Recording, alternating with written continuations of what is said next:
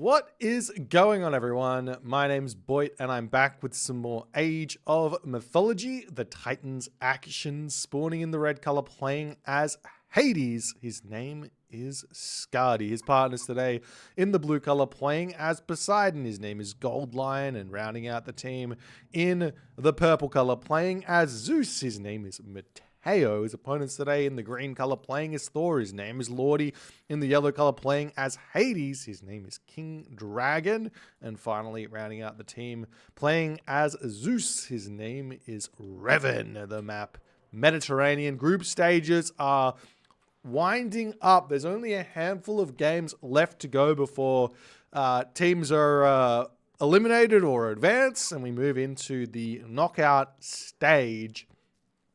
The knockout stage games go to 5. We still have both teams picking a home map, but there's going to be 3 randomly selected maps for them to play on, and it's going to be fun. You're going to be able to see all of the extra maps that we may or may not have seen already through the tournament. Lots of fun stuff to look forward to as the tournament continues here. But we see it on the Mediterranean. Very interesting to see all of the Greeks picked here. I'm not sure which gods were banned out on this one. It might have been like bans focused on the Atlanteans here, potentially, considering we see all the Greeks picked. Obviously, BBF have got some strong Greek players, so they're happily keeping those in with King Dragon and Revan, both Hades and Zeus mains respectively there. Lordy up here, he's also a Greek main as well, so I'm surprised he didn't pick the Poseidon here. Chemo in the chat, 78k points, getting close to the 100k. For those of you on YouTube who don't know, I've got a little points reward system. If you get to 100k points, I'll play a song for you. Yes. I do need to do a piano stream. Maybe we'll do that this week. All right, so what are we going to see here beyond the initial boat spammage? The big question here is, Lordy's going to be pretty unhappy about the fact that he's not in the pocket. Pocket, flank, these are terms I've been using throughout this tournament. I don't know if I've actually explained them well. Pocket is just that you're in the center of your team. Flank is you're on the outside of the team. If you're a Norse player on Mediterranean in the pocket, that is infinitely better than on the flank, for the simple reason that Greek players are going to make their early heroes out, they're going to send them over, and they're going to harass the Thor player or the flank player. In this situation, it's going to be focusing on Lordy. We see Matteo already scouting it out, and also we take a look at the gold mine. Yes, there is a sentry tower on this one, but it is it's not very good, to say the very least here. We also see a cheeky little wall segment shenanigans coming up here for Lordy to just protect himself. But Lordy's going to be in a little bit of trouble here against the early heroes of TBL. So we'll see what he's going to be able to come up with here. There's really not a whole lot of good stuff that he can do. One thing he probably could have considered is to just share an ox cart on this gold, save the Dwarven gold mine, and then use that Dwarven gold mine in his main base here, get watchtowers, and be mining that gold while the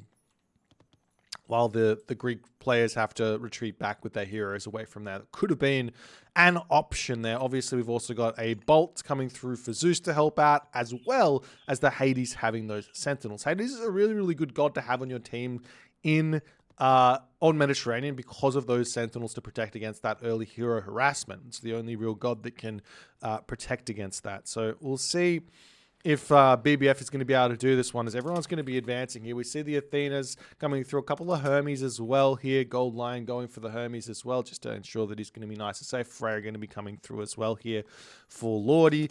Unfortunately for Lordy, there is a Bolt on the map, so normally you're going to see that one being used on the Valkyrie. We'll see if that's going to be the case, as a handful of those Hursa are coming out here as well. And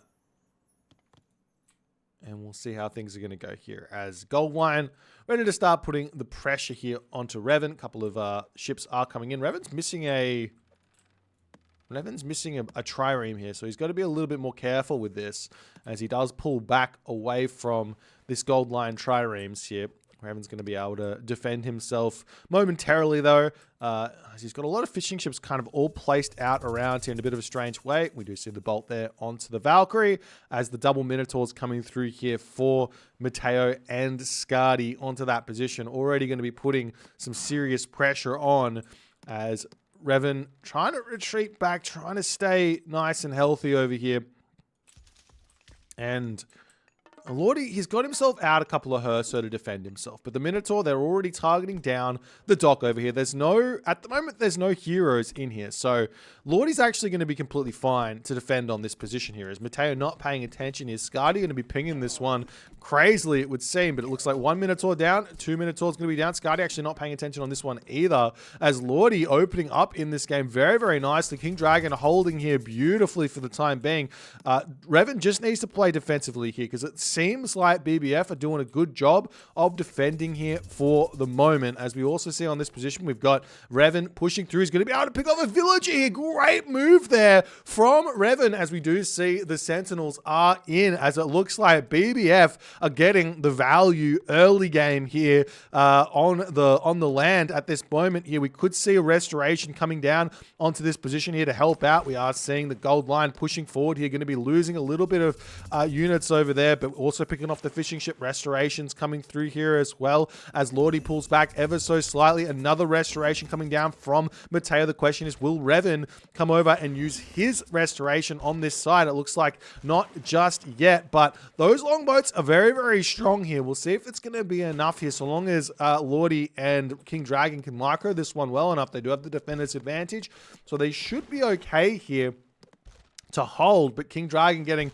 a little bit out microed there by Scardi. Scardi is one of the best Mediterranean players in the game here, as we also see now the Minotaur moving up to the top side of the map there. Odysseus is sniping villagers down continually over here, but the Hippolyta is out for gold line there at the moment, as the pressure is still mounting here. BBF not really using this dock defense as well as they possibly could. Lordy could be garrisoning those units in great micro there from Matteo, as Lordy struggling to get those ships off. He's pushing in again, miss-microing onto Scardi, who is retreating in that moment as these longboats are just not getting the DPS out here. Greek archer ships are so strong here. Now we see the restoration coming down for Revan. A little bit greedy to use that by himself, but he just wants that defense there, as it is slightly in the advantage here for gold line for the time being there, for whichever reason, as it does look like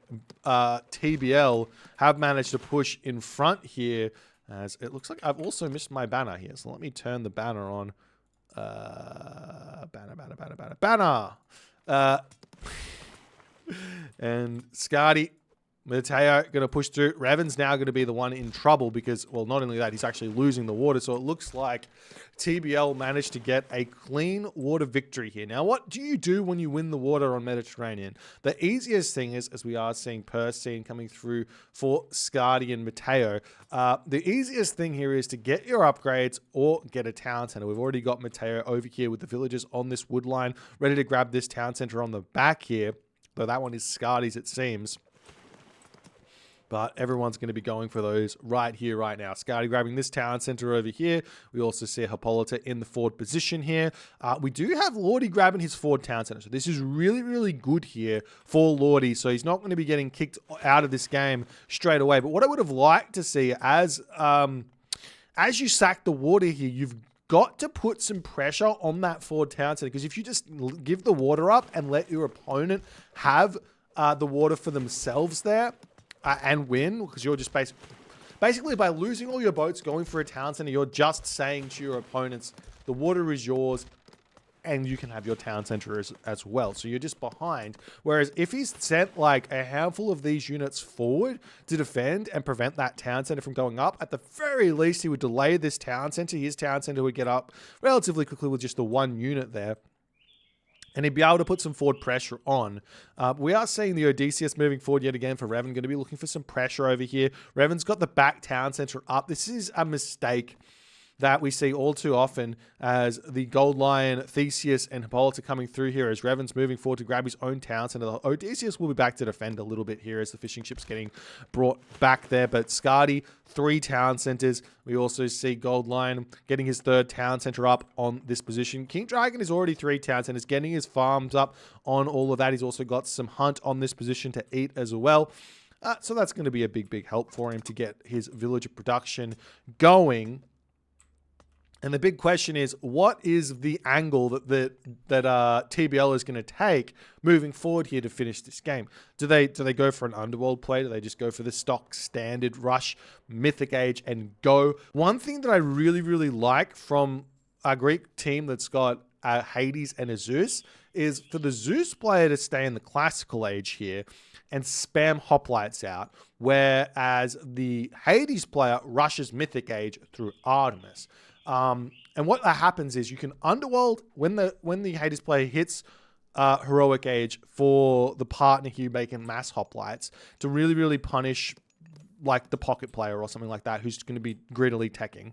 And then you hit Artemis and then you also earthquake them. So you just basically remove the pocket player, the pocket boom there in a big way. And then you move over onto the side of the Zeus player who's putting the pressure on, and you join in with all that stuff after all is said and done. But we do see Skadi coming in nice and fast here for Lordy. Really good job with that one, but he does need to get his 3rd town center up. He's got his walls up on this position over here as well, as the military buildings are going to start coming down and the team's going to start transitioning away from the water here. If we take a quick look at everyone's economy, 11 fishing ships for Gold Line, 11 for Skadi.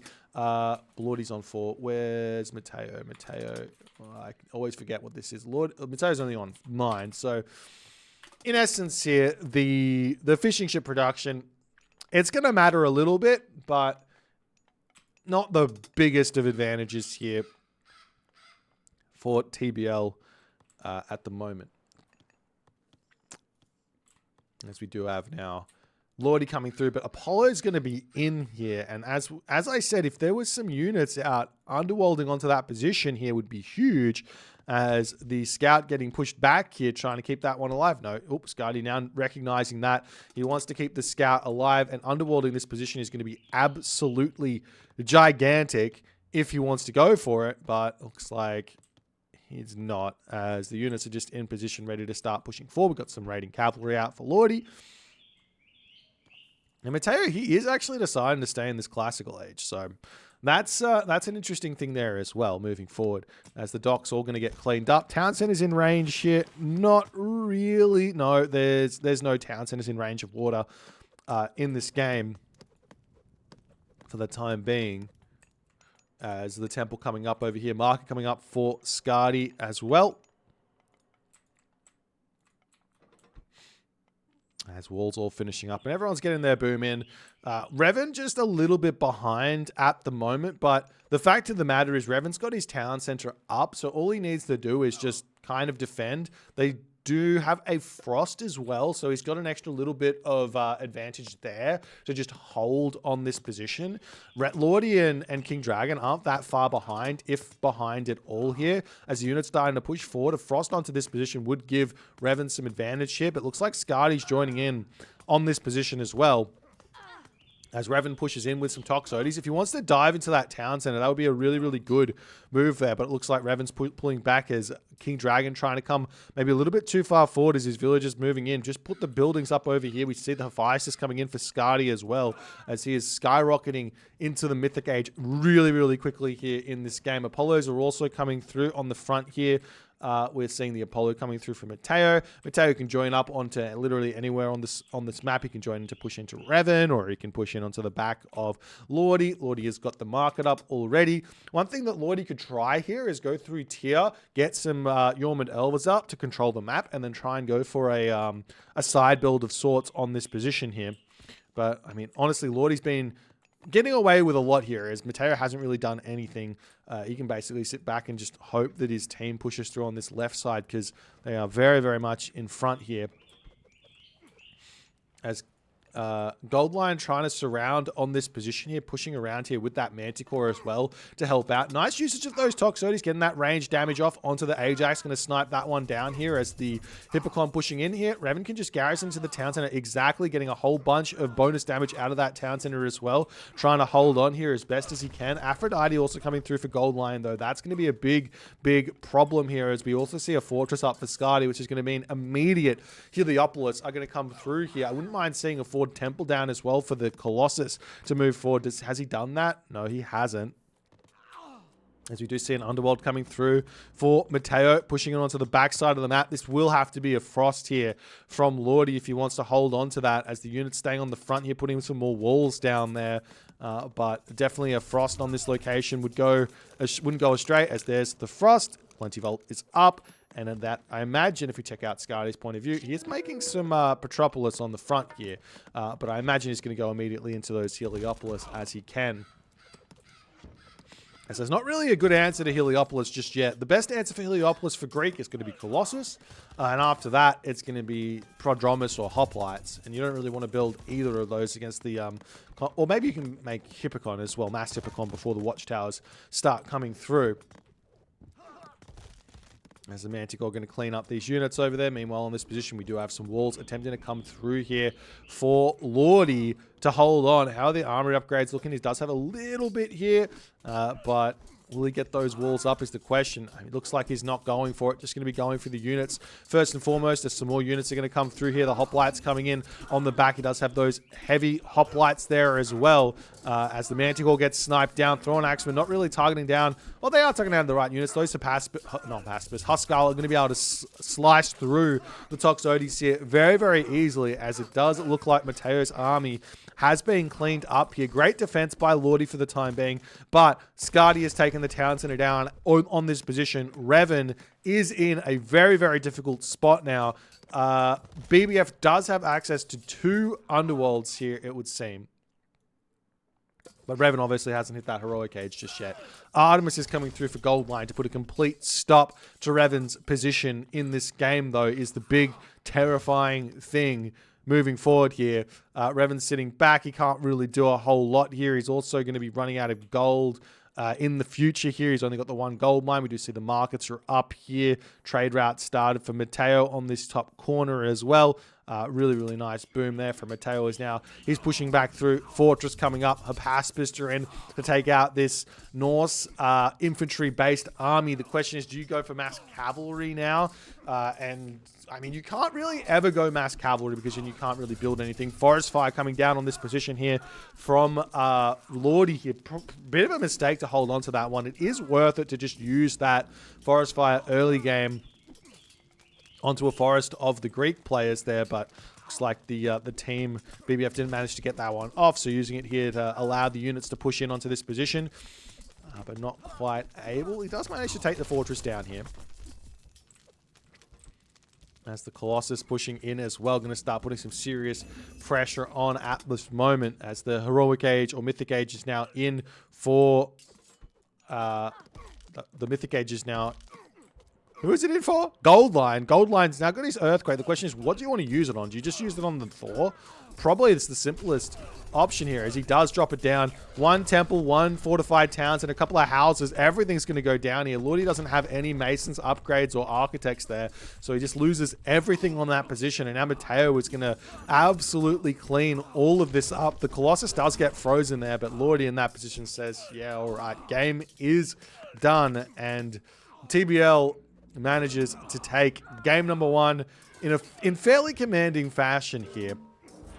Just simply, the thing here is that Revan had a really, really nice early game on this position, but going Thor here without any serious consideration in how you're going to make up for the fact you don't have that restoration that comes with playing Zeus or Hades on water, it's just such a big advantage on the water to have those upgrades. Thor does have Forest Fire. Forest Fire is a good god power to have. Now, potentially sending forward your Skraeling and trying to get like a wall up and a Forest Fire to really hit the villages hard early as an option against the Zeus, or something there early. You have to get that happening. Alternative Forest Fire over onto Gold Line could have relieved some pressure for Revan early with those heroes moving in. Or anything like that. I don't know. I mean, Thor, he's got advantages on Mediterranean, but in my opinion, Thor by himself is not enough. You need to do something else. Now, there is another option here, which goes unexplored every single time Thor is played in team games, which is the idea of giving a Greek player that Dwarven Gold Mine early so that they can get a really, really clean advance time, not needing to drop a mining camp on their gold there. Means that they're going to be able to skip that one and have maybe a 4:02 advance time instead of a 4:16 advance time, or something like that to really help out. I don't know. Lots of options to explore with Thor, but not doing anything to get an advantage is really never going to be working here on Mediterranean. And TBL yet again proves that the Greeks are just the kings of the sea, so to speak. If you guys enjoyed this one, please consider hitting the follow on the Twitch. If you're on the YouTube, hit that subscribe button, and I will see you guys in the next game.